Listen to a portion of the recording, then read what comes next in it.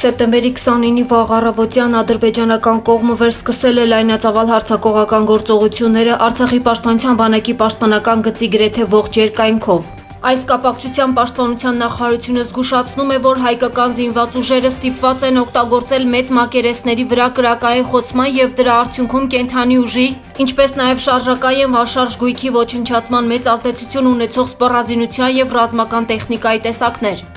Այս պահին պաշտպանության բանակի ստորաբաժանումները վստահորեն հետ են մղում թշնամու հարձակման բոլոր փորձերը, պատճառելով տեխնիկայի և մարդկային ուժի ծանր կորուստներ։ Պաշտպանության նախարարությունը պաշտոնապես հայտարարում է Ադրբեջանի պաշտպանության նախարարության մամուլի խոսնակի տարածած տեղեկատվությունը, թե իբր ադրբեջանական բանակի հարվածների հետևանքով Մարտունիի զորամասը լրիվությամբ շարքից հանվել է, բացարձակ ապա տեղեկատվությունը և իրականությանը չի համապատասխանում։ Պաշտպանության բանակի բոլոր զորամասերը շարունակում են մնալ շարքում և իրենց հստակ գործողություններով կործանիչ հարվածներ հասցնում նախահարձակ հակառակորդին։ Սեպտեմբերի 29-ին Արցախա-ադրբեջանական սահմանագծի ամբողջ երկարությամբ շարունակում են ընթանալ մարտական գործողություններ։ Ադրբեջանական կողմը ձեռնարկում է հարձակման փորձեր, կիրառելով հրետանի, անօդաչու թռչող սարքեր և զրահատանկային ուժեր։ Պաշտպանության բանակի ստորաբաժանումները հաջողությամբ կասեցնում են հակառակորդի գրոհները, նրան պատճառելով կենդանի ուժի և զրահատեխնիկայի նշանակալի կորուստներ։ Երկրորդով լավ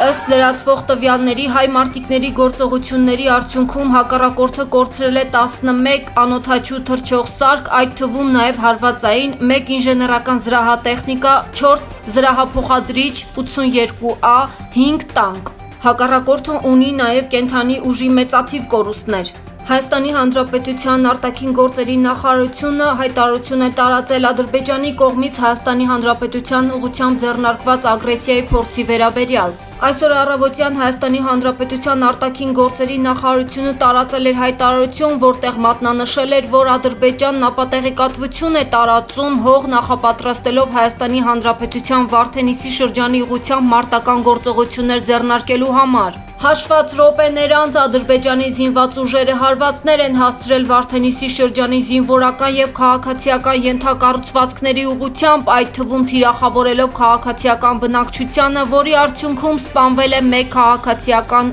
անձ։ Արհամարհելով ռազմական գործողությունների վերաբերյալ դադարեցման միջազգային հանրության շարունակական կոչերը, Ադրբեջանը Թուրքիայի ակտիվ քաջալերմամբ և ռազմաքաղաքական աջակցությամբ ընդլայնում է ռազմական գործողությունների գոտին, դրա մեջ ներառելով նաև Հայաստանի Հանրապետության տարածքը։ Տարածաշրջանային անվտանգությունը և խաղաղությունը վտանգելու Ադրբեջանի հետևողական փորձերին Հայաստանի Հանրապետության և Արցախի Հանրապետության կողմից տրվելու է համարժեք ռազմաքաղաքական պատասխան։ Հայաստանի Հանրապետության արտաքին գործերի նախարարության հայտարարությունը Ադրբեջանի պաշտպանության նախարարության ապատեղեկատվության վերաբերյալ։ Հիմնովին հերքում ենք Ադրբեջանի պաշտպանության նախարարության Հայաստանին ուղղված մեղադրանքը Հայաստանի Հանրապետության Վարդենիսի շրջանից Ադրբեջանի Դաշքեսանի շրջանը հրթիռակոծելու վերաբերյալ։ Այս ապատեղեկատվությունը բացարձակ սուտ է և նպատակ ունի հող նախապատրաստել մարտական գործողությունների աշխարհագրության ընդլայնման, այդ թվում ագրեսիա իրականացնել Հայաստանի Հանրապետության դեմ։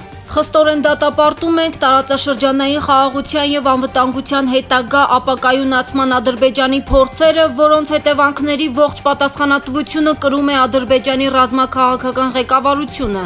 Հիշեցնենք, որ այսօր Ադրբեջանի զինված ուժերը կրակ են վարել Հայաստանի Հանրապետության զինված ուժերի Վարդենիսի զորամասի, ինչպես նաև օդուժ են կիրառել դիրքերի ուղղությամբ։ Ինչպես հայտնում է Պաշտպանության նախարարի մամուլի խոսնակ Շուշան Ստեփանյանը, հակառակորդի այս գործողությանը նախորդել է Ադրբեջանի պաշտպանության նախարարության ապատեղեկատվությունը, թե իբր Հայաստանի Հանրապետության զինված ուժերը Վարդենիսի շրջանից հրթիռակոծել են Ադրբեջանի Դաշքեսանի շրջանը։ Այսպիսով փաստորեն հակառակորդը փորձել է հող նախապատրաստել հիմնավորելու համար իր հետագա գործողությունները, գրում է մամուլի խոսնակը։ Պարբերաբար հրապարակվում են կադրեր այն մասին, թե ինչպես է Հայաստանի Հանրապետության պաշտպանության բանակը ոչնչացնում հակառակորդի զրահատեխնիկան, Արցախի պաշտպանության բանակի ստորաբաժանումների կողմից արևելյան ուղղությամբ ԻԳԼԱ-ԴԶՀՀ-ով ոչնչացվել է հակառակորդի 2 ուղղաթիռ։ Հայաստանի վարչապետ Նիկոլ Փաշինյանը հանրային հեռուստաընկերությանը տված հարցազրույցում բացահայտել էր մանրամասներ, թե ինչ էր խնդրել իրեն Ալիևը 2018 թվականի սեպտեմբերին Դուշանբեում տեղի ունեցած առաջին հանդիպմանը։ Ըստ Փաշինյանի, Ալիևը խնդրել է իր հայտարարություններում չանդրադառնալ Ադրբեջանի ժողովրդին դիմելու թեմային, քանի որ մտավախություն ունի, որ դա կարող է Ադրբեջանում բորբոքել հեղափոխական ալիք։ Ալիևի այդ մտավախության հիմքում եղել է այն արձագանքը, որ աշխարհում եւ մասնավորապես ամբողջատիրական երկրների հանրություններում առաջացրել էր հայկական հեղափոխությունը։ Նիկոլ Փաշինյանն այդ մանրամասները բացահայտել էր ի պատասխան ադրբեջանական քարոզչամեքենայի կոնֆիդենցիալ հրապարակումների, թե Նիկոլ Փաշինյանն է Ալիևին խնդրել չճնշել Արցախի հարցում, մինչ ինքն ամրացնի իր իշխանությունը Երևանում։ Ադրբեջանն այդ քարոզչությամբ նախապատրաստվում էր սեպտեմբերի 27-ի պատերազմական հարվածին։ Այդ նախապատրաստության շարքում է եղել նաև ադրբեջանական տիրույթում համացանցի կտրուկ սահմանափակումը, սոցցանցերի արգելափակումը եւ մեդիա տարածության կաղապարումը։ Դա հատկանշական հանգամանք է, փաստորեն Ադրբեջանի ղեկավարությունը մոտ 2 տասնամյակ ազդարարում է ազատագրական պատերազմի պատրաստակամություն, փորձում է տարածել դրա գաղափարախոսություն, փորձում է ստեղծել հանրային պահանջարկ, բայց երբ գալիս է այդ պատերազմը սկսելու պահը, փակում է տեղեկատվական դաշտը հանրության համար։ Հազիվ թե այդ քայլը պայմանավորված է հանրությանը, ապա տեղեկատվությունից, տեղեկատվական պատերազմից պաշտպանելուն։ Այդ քայլով Ալիևն ինքն է պաշտպանվում իր հանրությունից, վկայելով, որ ադրբեջանցիները պատրաստ չեն պատերազմի, չնայած այն քաղաքականությանը, որով Բաքվի ռեժիմը փորձում էր ստեղծել հակառակ տպավորություն։ Ադրբեջանի հանրության մեծամասնությունը թերևս գտնվել է ընդամենը ռեժիմի ազդեցության ներքո, իսկ ռազմատենչության եւ ազատագրական պատերազմի իբրև թե պահանջարկ պաշտոնական Բաքուն ստացել է միայն քարոզչական հնարքներով ձևավորվող պատկերում։ Ավելին, հուլիսյան Տավուշյան մարտերում կրած պարտությունից հետո Ալիևը զգայական պոռթկման տակ անգամ խոստովանեց, թե պատերազմ պահանջող հանրահավաքի հազարավոր մասնակիցներից եզակիներն էին զինվորագրվել կամավորական սկզբունքով։ Իդեպ հանրահավաքը կազմակերպել էր հենց Ադրբեջանի իշխանությունը։ Միևնույն ժամանակ միանգամայն հասկանալի է, թե ինչու ադրբեջանական հանրության մեջ չկա պատերազմի պահանջարկ եւ պատրաստություն։ Այդ հանրությունը Արցախի հարցը չի համարում իր մաշկին մոտ։ Այդ հանրության համար հստակ է, որ չկա հայկական ագրեսիայի վտանգ, որ Հայաստանն ու Արցախն իրենց անվտանգության սպառնալիք չեն, անվտանգության սպառնալիք է Բաքվի հարստահարող ռեժիմը, որի համար կա Արցախի հարց որպես իշխանության հանրային տրամադրությունների ձեռնացության գործիք։ Այդ հարցով հանդերձել Ալիևն է դառնում գործիք ավելի լայն խնդիրներ ունեցող Էրդողանի ձեռքին։ Միևնույն ժամանակ առանձին հարց է, թե ինչ է ադրբեջանական ժողովուրդը։ Այն մի բան է Աբշերոնում, մեկ այլ բան է տարբեր շրջաններում էթնիկ բնակչության բազմազան կազմով, որոնք տարբեր աստիճանի խնդիրներ ունեն Բաքվի իշխանության, այդ թվում Նախիջևանյան եւ Աբշերոնյան կլանների հետ, ոչ թե Արցախի։ Ադրբեջանի հանրությունը դառնում է այդ երկու խնդրահարույց անձնավորության զոհը, իր որդիներին ուղարկելով մահվան նրանց իշխանության ու փողի համար։